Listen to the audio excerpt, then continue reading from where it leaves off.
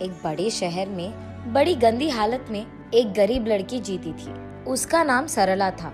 वो अपने माता पिता और भाई के साथ एक छोटी सी घर में रहती थी। उसका पिता शहर में मिल रहे छोटे मोटे काम करता था और इतना ही नहीं, सारा दिन मेहनत करके कमाए हुए पैसों में से आधे पैसे वो दारू में लगा देता था। इसीलिए उनकी घर की हालत दिन ब दिन बिगड़ती गई। ना उनको हर रोज खाने के लिए खाना था, ना पहनने के लिए कपड़े थे। सरला का भाई भी हमेशा भूख की वजह से रोते रहता था और उसकी माँ की तबीयत हमेशा खराब थी। इसीलिए सरला उसके भाई का ध्यान रखती थी। सारे घर का काम भी वही करती थी। जितना था उतने में ही खाना पकाकर अपने भाई को देती थी और अपने माँ को भी खिला देती थी।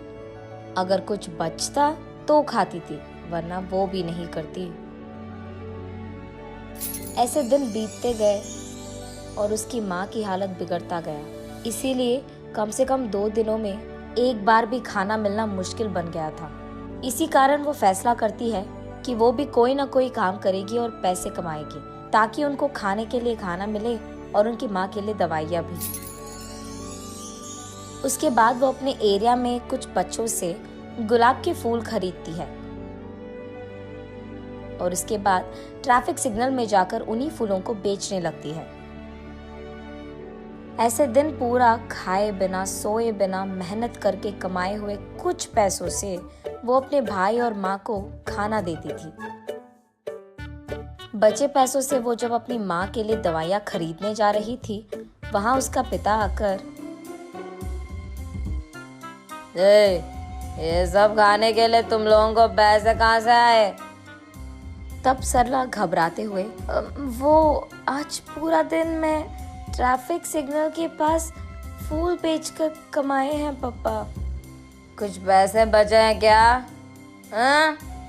कुछ बचे हैं पापा, माँ के लिए दवाइयाँ खरीदने जा रही हूँ।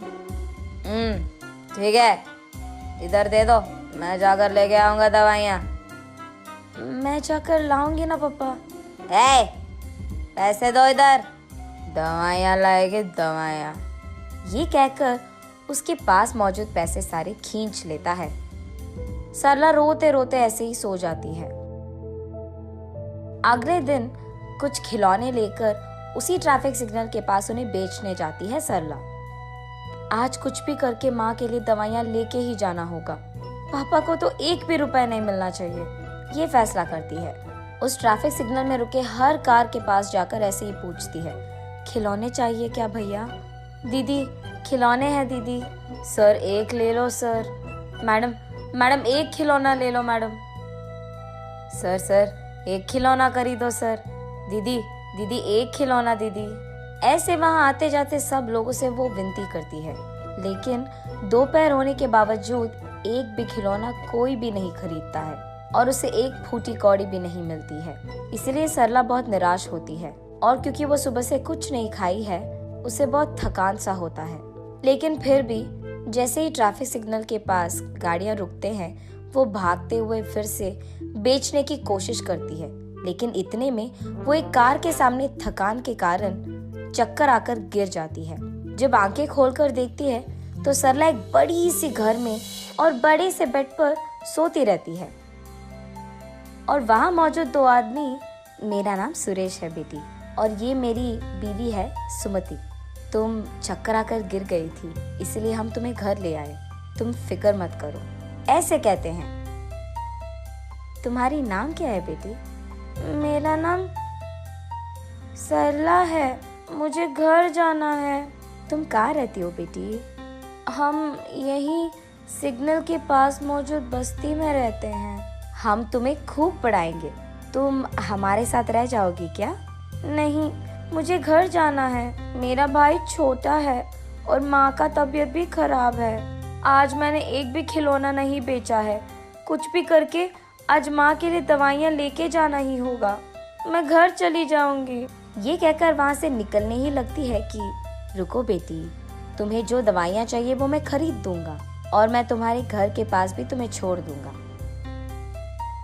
ये कहकर सरला को कार में बिठाकर कुछ दवाइयाँ और खाना खरीदकर सरला को उसके घर में ड्रॉप कर देते हैं। तब उस दिन सरला जो कुछ भी हुआ उसकी माँ को बताती है। अगर वो लोग फिर से दिख गए तो मेरी तरफ से शुक्रिया अदा करो उनका।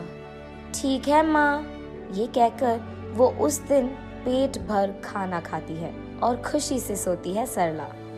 अगले दिन सुरेश और सुमति सरला के घर आकर सरला के माँ के साथ ऐसे कहते हैं, हमारी भी सरला जैसी ही एक बेटी थी, तबीयत खराब होने के कारण वो गुजर गई। अगर आपको ऐतराज ना हो तो आपकी बेटी को हम अपना लेंगे।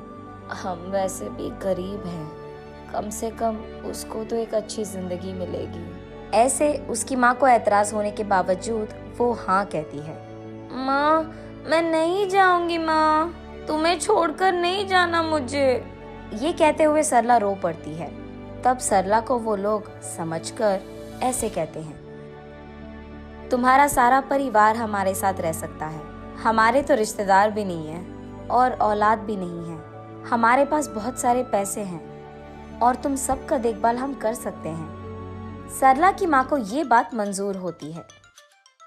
तब सुरेश और सुमति सरला के साथ उसकी सारी परिवार को उनके घर ले जाते हैं।